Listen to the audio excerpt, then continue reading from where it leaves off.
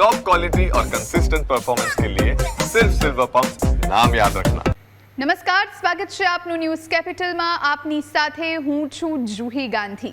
છેલ્લા ઘણા દિવસોથી નકલી પનીરને લઈ રાજ્યમાં સતત કાર્યવાહી કરવામાં આવી રહી છે. તમામ મહાનગરો હોય કે પછી અન્ય શહેરોમાં નકલી પનીરનો મોટો જથ્થો અત્યારે પકડાયો છે અને તેને લઈ અને હવે આ જથ્થો નાશ કરવાની કાર્યવાહી શરૂ કરવામાં આવી છે. સાથે સાથે જે એકમોમાંથી, જે હોટેલ રેસ્ટોરન્ટમાંથી આ નકલી પનીર ઝડપાયું છે ત્યાં દંડનીય કાર્યવાહી પણ કરવામાં આવી છે. હવે આ નકલી પનીરને લઈ અને કઈ રીતની પ્રક્રિયા હોય છે, કાયદાકીય પ્રક્રિયા કઈ રીતની હોય છે, આ સાથે સાથે આપણે નકલી પનીર અને અસલી પનીરનો ભેદ કેવી રીતે ઓળખી શકીએ, નકલી પનીરના કારણે કઈ રીતનું નુકસાન આપણા શરીરને થઈ શકે છે, તેના જ વિશે આજે વાત કરવી છે. ચર્ચા માટે આપણી સાથે ડૉક્ટર અનિંદિતા મહેતા જોડાયા છે, CEO CERCના, અને સાથે પહેલી ભટ્ટ જોડાયા છે, ક્લિનિકલ ડાયટિશિયન છે. આ બંનેનું ખૂબ ખૂબ સ્વાગત છે ન્યૂઝ કેપિટલમાં. સૌથી પહેલા અનિંદિતાજી આપણી પાસે આવું, કારણ કે જે પ્રમાણે ગઈકાલથી લઈ અને આજ સુધી આ મોટી કાર્યવાહી કરવામાં આવી અને મોટો જથ્થો નકલી પનીરનો ઝડપાયો છે, એટલે સૌથી પહેલાં તો આ કેટલી ગંભીર બાબત કહી શકાય. અને આ જે સિલસિલો છે એ છેલ્લા ઘણા સમયથી ચાલી રહ્યો છે. એટલે આપણે જ્યારે માર્કેટમાં કંઈ પણ લેવા માટે જઈએ કે પછી બહાર હોટેલમાં જમવા માટે જઈએ તો આપણા મનમાં તો સતત ભય રહે જ છે કે આપણે ક્યાંક કંઈક નકલી તો નથી ખાઈ રહ્યા.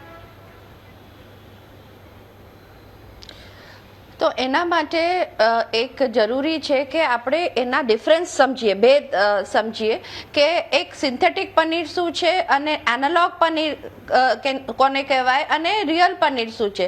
હવે એનાલોગ પનીર જે છે એમાં દૂધની જે ગુણવત્તા છે, પોષણ તત્વો છે એ છે નહીં. એટલે કે નોર્મલ જે આપણા મિલ્ક પનીર હોય એમાં 18થી 20 ગ્રામ પ્રોટીન હોય છે, જ્યારે એનાલોગ પનીરમાં માત્ર 5 થી 6 ગ્રામ પ્રોટીન હોય છે. એટલે ગુણવત્તા ઘણી ઓછી થઈ જાય છે. સિમિલરલી એનાલોગ પનીર જે છે એ સિન્થેટિક છે અને એ મિલ્ક સોલિડ્સ એટલે મિલ્ક પાવડર, સ્ટાર્ચ, એમાં ઘણી બધી ઇમલ્સિફાયર્સ છે, એડિટિવ્સ છે, પ્રેઝર્વેટિવ્સ છે, એટલે એક કેમિકલ મિશ્રણ છે.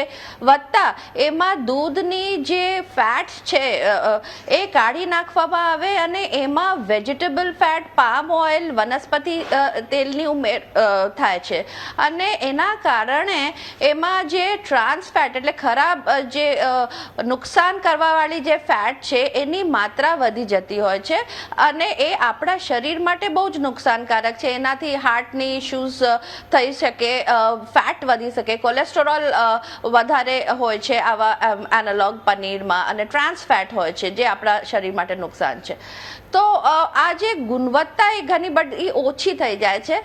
અને એક વેજીટેરિયન જે માણસ છે એના માટે પનીર એક સ્ત્રોત છે, પ્રોટીનની સ્ત્રોત છે, કારણ કે એમને પનીરમાંથી જ ઘણું બધું પ્રોટીન દિવસમાં મળી રહેતું હોય છે.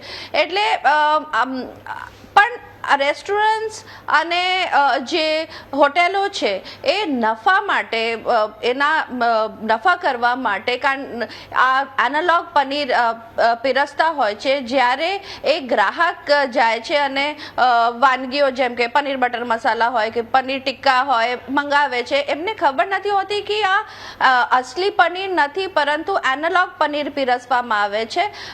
અને જે પ્રાઇસ હોય છે એ અસલી પનીરની પ્રાઇસ 500 રૂપિયા પર કિલોનું ભાવ હોય છે, જ્યારે એનાલોગ પનીરનું ભાવ એનાથી અર્ધ કરતાં બી ઓછું હોય છે, એટલે 200 રૂપીસ પર કિલો હોય છે. એટલા માટે નફાખોરો હોટેલ્સ, રેસ્ટોરન્ટ અને ઇવન લગ્નોમાં જ્યારે પીરસાતું હોય છે અને એકવાર તમે એ ગ્રેવીમાં મળી જાય એટલે ગ્રાહક માટે બહુ જ મુશ્કેલ પડી જાય. અનટિલ અનલેસ જે રેસ્ટોરન્ટ પીરસે છે એ ઇન્ગ્રેડિયન્ટ લિસ્ટમાં તો લેબલિંગમાં અથવા તો બહાર કોઈ બોર્ડ લાગેલું હોય અથવા તો મેનુ કાર્ડમાં મેન્શન કરેલું હોય કે આ જે પનીર પીરસવામાં આવે છે એ એનાલોગ પનીર છે. એટલે ગ્રાહકો સાથે અત્યારે છેતરપિંડી થઈ રહી છે. જ્યાં સુધી પ્રોપર લેબલિંગ અથવા તો પ્રોપર એને જે ગ્રાહકોનો જાણ ના થાય, એને ઇન્ફોર્મ ચોઇસ ના મળે, ગ્રાહકોને ખબર ના પડે કે એ શું ખાઈ રહ્યા છે, ત્યાં સુધી એ બહુ મોટું ઇશ્યુ છે, પ્રોબ્લેમ છે. ગ્રાહકોને શરીર જોડે ચેડા થાય છે, છેતરપિંડી થાય છે. એટલે આને ક્યાંક ના ક્યાંક રોકવા બહુ જ ઇમ્પોર્ટન્ટ બની જાય છે. આના કાયદાઓ હજી બહુ જ કડક કરવાની જરૂર છે, પૃથ્થકરણ કરવાની જરૂર છે. એટલે તમે ફોર એક્ઝામ્પલ રેસ્ટોરન્ટ બે ટાઈપની વાનગીઓ રાખી શકે. જે એક એનાલોગ પનીરથી બનાવેલું વાનગીઓ જે થોડા ઓછા પ્રાઇસમાં વેચી શકે, અને નોર્મલ રિયલ શુદ્ધ પનીરમાંથી બનાવેલી એક વધારે રેન્જમાં મૂકી શકે. એટલીસ્ટ ગ્રાહકોને એનાથી ચોઇસ મળી શકે કે they can buy real paneer made vegetables and વાનગીઓ. બિલકુલ.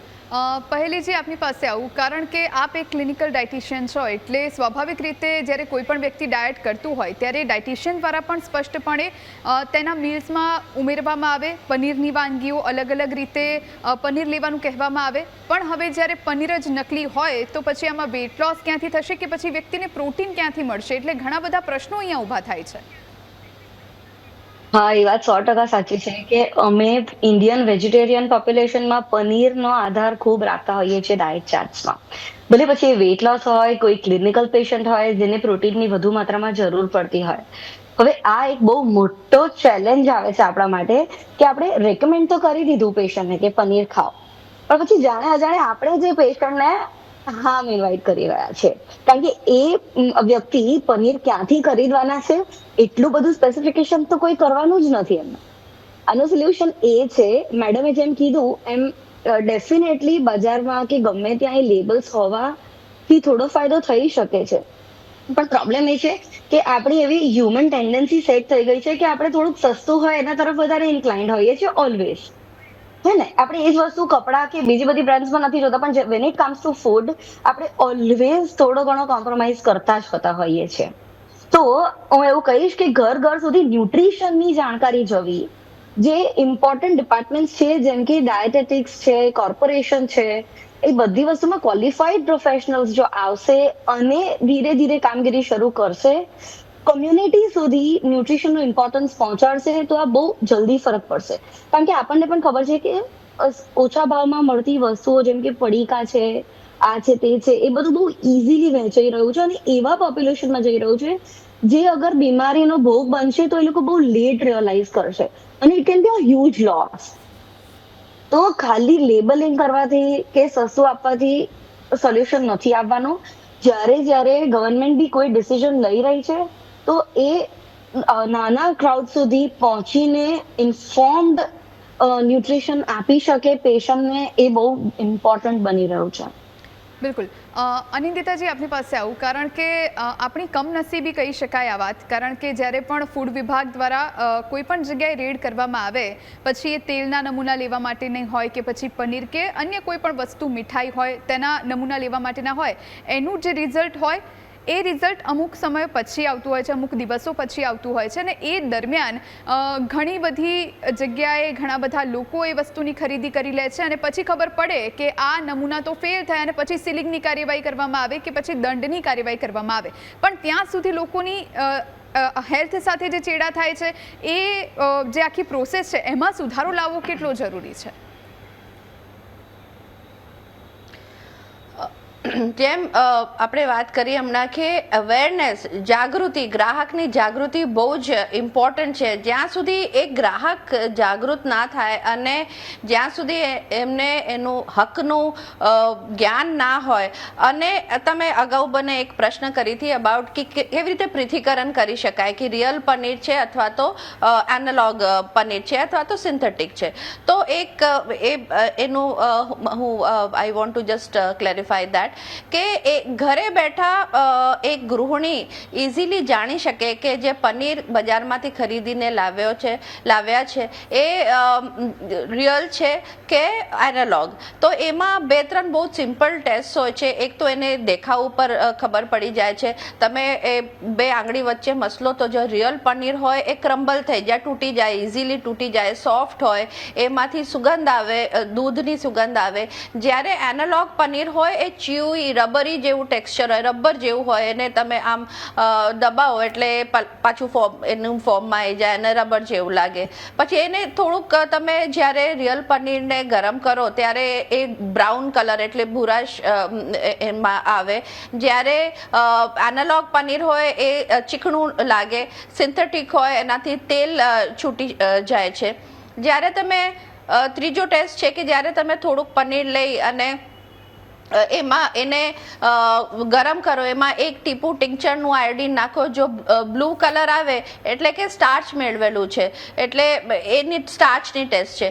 પછી એક એડલ્ટરેટેડ ને સિન્થેટિક પનીર ભૂલથી આવી ગયું હોય તો એમાં યુરિયા કે ડિટર્જન્ટ કે એ રીતનું બી મિશ્રણ થતું હોય છે, જે આપણા શરીર માટે સખત નુકસાનકારક હોય છે. તો એના માટે બી એક ટેસ્ટ છે કે તમે એક થોડુંક પનીર એને પાણીમાં ઉગાડીને ગરમ કરો, એટલે એમાં એક તમે અરહર દાળની પાવડર અથવા તો સોયાબીનની પાવડર નાખો. તો જો લાલ કલર થઈ જાય તો એમાં યુરિયાની ભેળસેળ બની શકે છે. તો એવા બધા ઘણા બધા ટેસ્ટ છે એના દેખાવ ઉપર. પછી તમે ઓફકોર્સ લેબલ વાંચો તો એમાં જે રિયલ દૂધની પનીર હોય એમાં ખાલી મિલ્ક અને સિટ્રિક એસિડ આ 2 જ વસ્તુ હોય. જ્યારે તમે એનાલોગ પનીર લેતા હોય એના લેબલ તમે થોડુંક ધ્યાનથી જુઓ તો એમાં ઘણી બધી મિલ્ક પાવડર હોય, એમલ્સિફાયર્સ હોય, પ્રિઝર્વેટિવ્સ હોય, વેજીટેબલ ઓઇલ ને પામ ઓઇલ લખેલું હોય. તો આ બહુ સરળ રીતે તમે જાણી શકો કે તમે જે લઈ આવો છો ઘરે ખરીદીને એ રિયલ છે કે એનાલોગ છે અથવા તો એ અડલ્ટરેટેડ છે કે નહીં. તો આ તો તમારું જે પહેલા સવાલ હતું એનો મેં જવાબ આપ્યું. હવે હું આવવા માંગુ છું કે કાયદા શું છે અને વોટ આર ધ રેગ્યુલેશન્સ. હવે under FSSAI food safety standards authority of ઇન્ડિયાની અંતર્ગત આપણા દેશમાં ઘણી બધી કાયદાઓ છે એનાલોગ પનીરને લઈને. અને ખાસ કર જો ભેળસેળ વાળું ફૂડ હોય એના માટે કલમ 52 અને કલમ 54. કલમ 52 ની અંતર્ગત જ્યારે કોઈ બી વસ્તુ મિસલીડિંગ હોય, ભ્રામક હોય, જેમ કે ભ્રામક કેવી રીતે કે તમને એનાલોગ પીરસવામાં આવે સાચું પનીર કહીને, એમાં તો વેચવામાં આવે, એને ભ્રમ પેદા કરે અમંગ કન્ઝ્યુમર્સ. તો એના માટે 3 લાખ સુધીનો દંડ હોઈ શકે છે. પછી એવી રીતે જો ભેળસેળ વાળું હોય પકડાય ત્યાં 1 લાખ રૂપિયાનું દંડ અને 6 મહિનાની સજાની જોગવાઈ છે. એવી રીતે કલમ 59 ની અંતર્ગત food safety and standard authority of ઇન્ડિયાની રેગ્યુલેશન્સની કલમ 59 ની અંતર્ગત જો તમને એનાથી નુકસાન થાય તો જો ઓછું નુકસાન થાય તો પણ 6 વર્ષની સજા અને 3 લાખ સુધીનું દંડ હોઈ શકે છે. અને જો મૃત્યુ થાય તો 7 વર્ષ અથવા તો આજીવનની કારાવાસ અને 10 લાખ સુધીનું દંડ. તો આવી ઘણી બધી જોગવાઈઓ છે આપણા રેગ્યુલેશન્સમાં. પણ એની અમલીકરણમાં જેમ તમે કીધું કે બાય ધ ટાઈમ આ જથ્થો પકડાય અને આ બધી કાર્યવાહી થાય ત્યાં સુધી ગ્રાહક ખરીદી લેતા હોય છે, આરોગ્ય લેતા હોય છે, એના જે નુકસાન થવાનું હોય થઈ જતું હોય છે. તો એ એક બહુ જ મોટો મુદ્દો છે. એના માટે જરૂરી છે કે food safety officers testing, sampling વધારે કરે, ટેસ્ટિંગ વધારે કરે અને એની જે એકમો એવા અડલ્ટરેટેડ અથવા તો એનાલોગ્સ વેચે છે એને સીલ કરવામાં આવે અથવા તો એની એની દંડ એના ઉપર કાર્યવાહી થાય. એટલે કહેવાનું અર્થ એવું છે કે કાયદાઓ બહુ બધી છે, પણ એની અમલીકરણ, એની એન્ફોર્સમેન્ટ, એની ઇમ્પ્લિમેન્ટેશન થતું નથી આપણા દેશમાં. ફૂડ સેફ્ટી ઓફિસર્સની બહુ ઓછા પડે છે નંબર્સ, કારણ કે એટલે બધી જગ્યાએ પહોંચી નથી શકતા. આપણા ઇન્ડિયામાં બહુ બધી અનઓર્ગેનાઇઝ સેક્ટર્સ, જેમ કે આ લારી ગલ્લો છે, અથવા તો એ લોકો કંઈ કાયદાની અંતર્ગત આવતા નથી, અનઓર્ગેનાઇઝ સેક્ટર છે ફૂડમાં, તો એ લોકોને બી પકડવાની મુશ્કેલ બની જતું હોય છે. કોઈ લોકો લાયસન્સ વગર ફૂડ આઉટલેટ્સ ચલાવતા હોય છે. તો આવી ઘણી બધી ઇશ્યુઝ આપણા કન્ટ્રીમાં છે. એના માટે ગ્રાહક જાગૃતિ, ગ્રાહક પોતે જાગૃત થાય એ બહુ જ ઇમ્પોર્ટન્ટ બની જતું હોય છે, અને એ પોતે ઓળખી શકે. જ્યારે એક ગ્રાહક રેસ્ટોરન્ટમાં જાય તો એ પૂછી શકે કે આ જે પનીર બટર મસાલા પીરસવામાં આવ્યું છે એમાં એનાલોગ તો નથી ને, અથવા તો તમારો બોર્ડ બતાડો ક્યાં તમે લખ્યું છે, અથવા તો મેનુ કાર્ડમાં તમે કેમ ઉલ્લેખ નથી કરી કે આ એનાલોગ છે. એવી રીતે પ્રશ્નો જ્યારે ગ્રાહક કરવા માટે, ડિમાન્ડ કરવા માટે માંગે for safe food, for nutritious food, only then supply અથવા તો એની કમ્પ્લાયન્સ જે મેન્યુફેક્ચરર્સ કે હોટેલ્સ કે રેસ્ટોરન્ટ્સ કે એકમો તો જ કરશે. જ્યાં સુધી ગ્રાહક જાગૃત નહીં થાય ત્યાં સુધી આને અટકાવવા તંત્ર માટે મુશ્કેલ બની જતું હોય છે. 100% આપની વાત સાથે સહેમત ડૉક્ટર, કારણ કે જે પ્રમાણે આપે કહ્યું કે ગ્રાહકે જાગવાની જરૂર છે. હવે ગ્રાહક ક્યારે જાગે? જ્યારે એને એટલી સમજણ હોય કે બહાર હું જે ખરીદવા માટે જાઉં છું એમાં આ પ્રમાણે ડુપ્લિકેટ પણ આવી શકે છે, કે એમાં પણ આટલા બધા પ્રકાર હોઈ શકે છે, અને એનાથી મારી હેલ્થને આ પ્રમાણે નુકસાન થઈ શકે છે. એટલે આપની વાત 100% સહમત. કારણ કે પહેલી જે આપની પાસે આવું એનાલોગ પનીર વિશે મેં બહુ જ સરસ રીતે સમજાવ્યું કે એ કઈ રીતે આપણને નુકસાન કરી શકે છે, અને જે રીતે વેપારીઓ છે એ કઈ રીતે એનું ખુલ્લેઆમ વેચાણ કરી રહ્યા છે. પહેલીજી, હેલ્થ રિલેટેડ વાત કરવામાં આવે, કારણ કે આપ એક ડાયટિશિયન છો, મારે એ સમજવું છે આપની પાસેથી કે આ પ્રમાણે નકલી પનીર, એનાલોગ પનીર ખાવાથી વ્યક્તિના શરીરને કઈ રીતનું નુકસાન થઈ શકે ભવિષ્યમાં? સૌથી પહેલા તો જ્યારે આપણે એવા કોઈ ફૂડનું સેવન કરીએ તો જરૂરી નથી કે દર વખતે ઇમિડિયેટ ઇફેક્ટ જ જોવા મળશે. ઘણીવાર વર્સ્ટ ક્વોલિટીનો હોય, જેમ કે સાવ સિન્થેટિક જ પનીર હોય, તો પછી નોઝિયા અથવા ઝાડા ઉલટી એવું કંઈક થતું હોય છે. પણ આપણી ટેન્ડન્સી અગેન એવું છે કે હા, બહારનું ખાવાથી કાં તો વધારે ખવાઈ ગયું એનાથી મને આવું થઈ શકશે, તો એવું માનીને આપણે યુઝ્યુઅલી ટાળી દેતા હોય છે. પણ આવા નાના નાના સિમ્ટમ્સ નોટિસ કરવા ખૂબ જરૂરી છે. એટલે પહેલા તો ડાયજેસ્ટિવ ડિસઓર્ડર્સ થઈ શકે. વારંવાર આવી કોઈ વસ્તુઓની ના કન્ઝમ્પશનથી આપણને લાંબા ગાળે આપણા વાઇટલ ઓર્ગન્સ છે, આપણા હાર્ટ, કિડની, લીવર, જેમ કે મેડમે ટ્રાન્સ ફેટની વાત કરી હમણાં, તો એનાથી આપણા હાર્ટને ખૂબ નુકસાન છે. અને આપણે જાણીએ છીએ કે ઓબેસિટી, ડાયાબિટીસ, હાર્ટ ડિસીઝ અને ઇવન કેન્સર જેવી બીમારીઓ અત્યારે ઘણી નાની એજમાં કોમન થઈ રહી છે. તો એનું કારણ આ જ છે, આપણને અવારનવાર ખાદ્ય પદાર્થોમાંથી જે આવી રીતે મિલાવટવાળા ફૂડ્સ પકડાય છે. રિસન્ટલી આપણે ચણાનું જોયું, હવે પનીરનું સતત ચાલી રહ્યું છે. તો આ બધું કરવાથી આપણી હેલ્થને બહુ જ નુકસાન છે, અને એટલા જ માટે કેન્સર જેવા રોગો બી આપણા ત્યાં બહુ કોમન થઈ રહ્યા છે આજકાલ. બિલકુલ. અનિંદિતાજી, આપની પાસે આવું, કારણ કે લોકોમાં અવેરનેસ ફેલાવવી કેટલી જરૂરી છે. લોકોને હવે જ્યારે ખબર જ નથી કે માર્કેટમાં આ પ્રમાણેની વસ્તુઓ પણ ઉપલબ્ધ છે, તો લોકોમાં જાગૃતતા આવવી કેટલી જરૂરી છે? તો પહેલાં એમ કહું કે આ જે એનાલોગ પનીરની વેચાણ છે એ FSSAI મુજબ અલાઉડ છે, એટલે આપણા રેગ્યુલેશન્સ પ્રમાણે એ અલાઉડ છે. માટે લોકોની જાગૃતિ ઓર ઇમ્પોર્ટન્ટ બની જાય છે, ઓર અવેરનેસ અને જે જાણકારી ઇમ્પોર્ટન્ટ બની જાય છે. અને બીજું કે લોકોને એ પણ જાણવું જોઈએ કે જ્યારે આવું એમને મળી જાય, કાં તો બજારમાંથી, યા તો હોટેલમાંથી, તો ક્યાં ફરિયાદ કરવી એ પણ એક ઇમ્પોર્ટન્સ છે. જે કન્ઝ્યુમર રાઇટ્સ છે, જે ગ્રાહકોની જે હક છે, એ જાણવાનું પણ બહુ ઇમ્પોર્ટન્ટ બની જાય છે કે right to safety, right to good food, adulteration ના હોવું જોઈએ, મિસલીડિંગ એડવર્ટિઝમેન્ટ્સ ના હોવું જોઈએ. તો આ બધા જ એક રેગ્યુલેશન્સની અંતર્ગત આવે છે. અને જ્યારે ગ્રાહક આવી સામનો કરે આવી રીતનું પ્રોડક્ટ આવી જતું હોય કે એમને ધ્યાનમાં આવે તો તરત જ હેલ્પલાઇન છે, કન્ઝ્યુમર હેલ્પલાઇન હોય છે, નેશનલ હેલ્પલાઇન છે, CERC કન્ઝ્યુમર જ્યાંથી જે મારું સંસ્થા છે ત્યાં બિના મૂલ્યે ફ્રી ઓફ કોસ્ટ કમ્પ્લેન્ટ્સ લેવાય છે અને કમ્પ્લેન્ટ્સ ત્યારે સોલ્વ કરવામાં આવે છે ગ્રાહકોની, અને એ પણ નિઃશુલ્ક વિના મૂલ્યે. એટલે વધતા કન્ઝ્યુમર કોર્ટ્સ છે.